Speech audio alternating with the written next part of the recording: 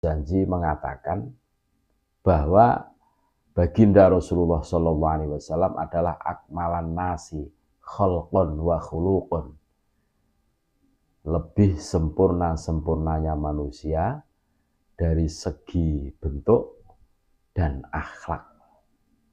Don't wanna sleep in, cause I got something to prove. I gotta take what I hate and finally make a move. I think of you and all the shit you don't do. Well, I'ma make hella sure that I don't become you. I have no regrets, yeah. Assalamualaikum warahmatullahi wabarakatuh. Alhamdulillah, wassalatu wassalamu ala rasulillah Muhammad ibn Abdillah, la hawla wa la quwata illa billah, amma ba'dah.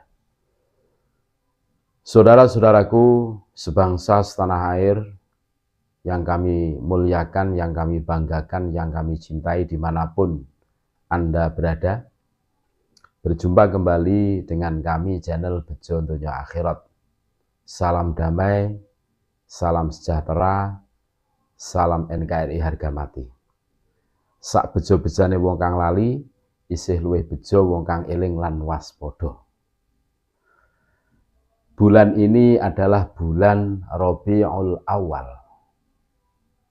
Kalau orang Jawa mengatakan bulan mulut. Kalau bahasa Indonesia mulut itu artinya ya mulut, buat makan kan gitu. Dan bertepatan di bulan Rabiul Awal, tepatnya tanggal 12,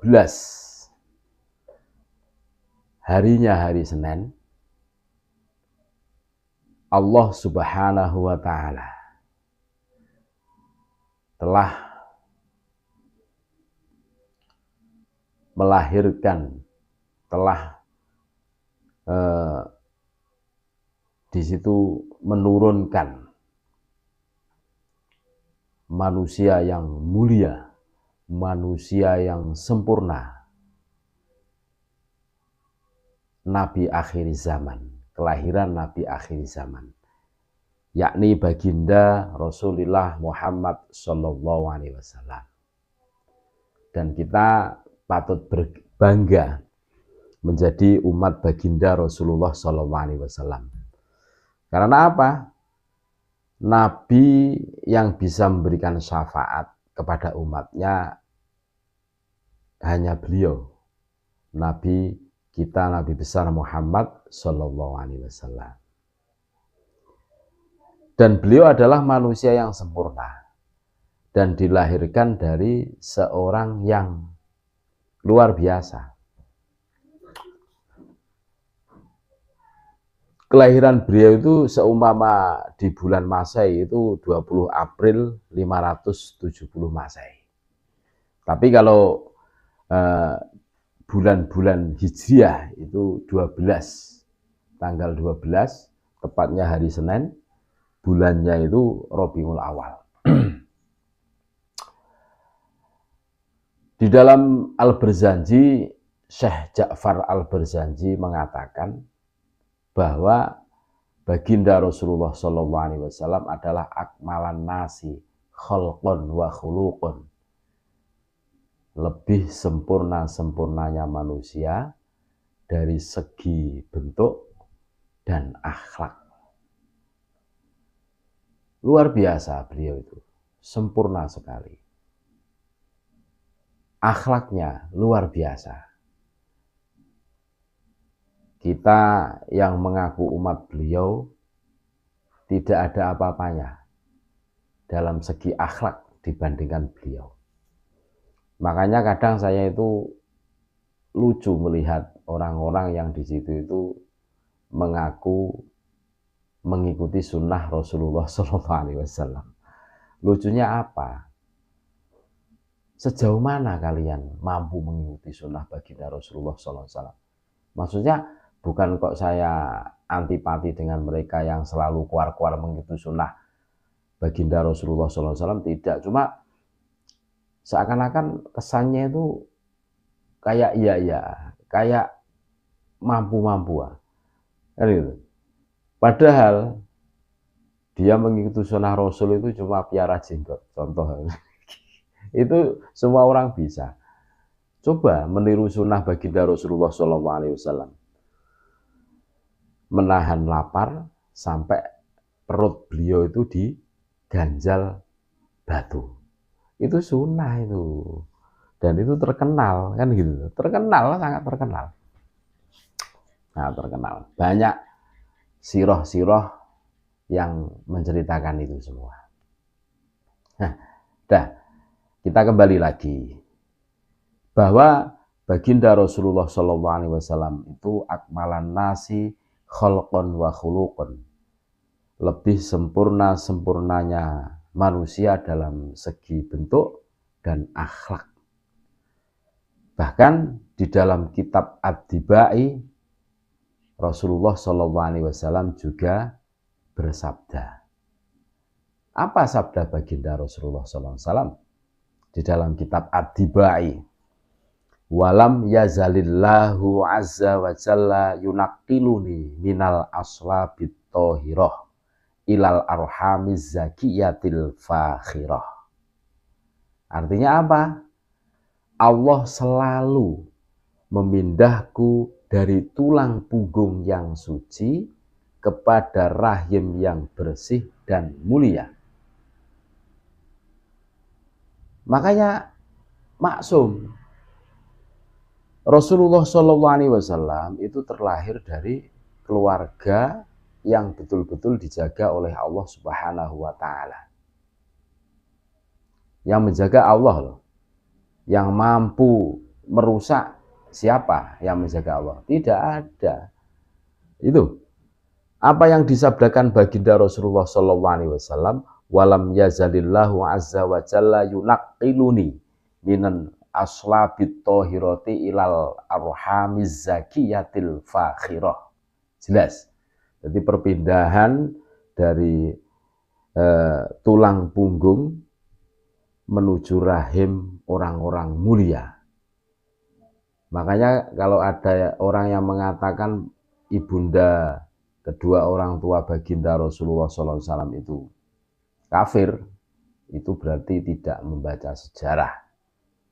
Dan itu luar biasa ngawurnya, ya, maksudnya seperti itu. Tidak pernah membaca sejarah. Nah, bahkan pengertian-pengertian terjaga itu berlaku untuk dzurriyyah beliau, keturunan beliau, ahli bait beliau. Tidak ada sejarah dzurriyyah beliau itu berlaku yang melanggar syariat. Tidak ada. Terjaga semua karena perpindahan dari generasi ke generasi itu terjaga. Walaupun beliau itu khotamun nabiyyin, menjadi penutup dari semua nabi dan wal mursalin dan semua rasul, kan gitu. Sudah baginda Rasulullah Muhammad SAW itu selepas beliau itu tidak ada nabi dan rasul lagi. Selesai. Generasi ke generasi. Dan keturunan beliau itu ila yaumil qiyamah tetap ada, kan gitu. Dan mereka itu harusnya terjaga. Makanya pada saat ada orang-orang yang di situ itu mengaku cucu Nabi, mengaku atas nama dirinya sendiri, nah, bahwa ane cucu Nabi, ane Habib cucu Nabi, ane Habib dzurriyyah Nabi, kan sering sekali kita mendengarnya.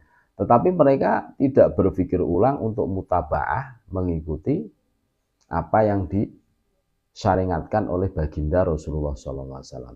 Kan dipertanyakan, loh, maksumnya itu di mana? Maksudnya terjaganya. Wong baginda Rasulullah SAW perpindahan dari rahim satu ke satunya itu dijaga oleh Allah Subhanahu wa Ta'ala. Nah, logikanya berarti anak cucu dzurriyyah beliau itu juga dijaga. Kan gitu.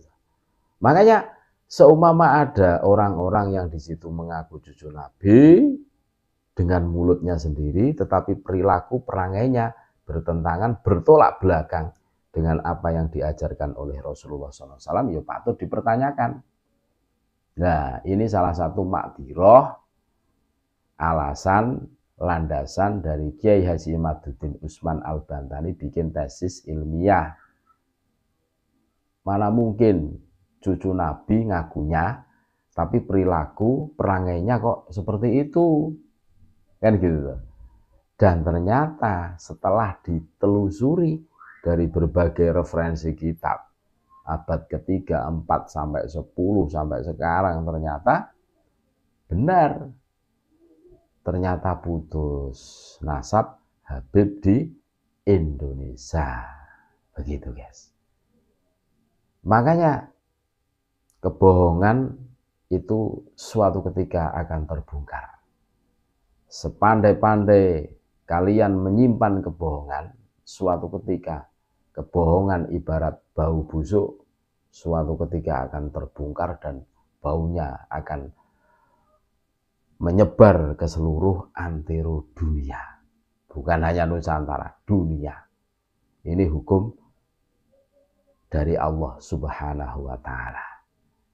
Ini loh yang harus betul-betul kita cermati bersama. Apa yang dilakukan Kiai Haji Imaduddin, bikin tesis ilmiah tentang nasab Bani Pa'alawi.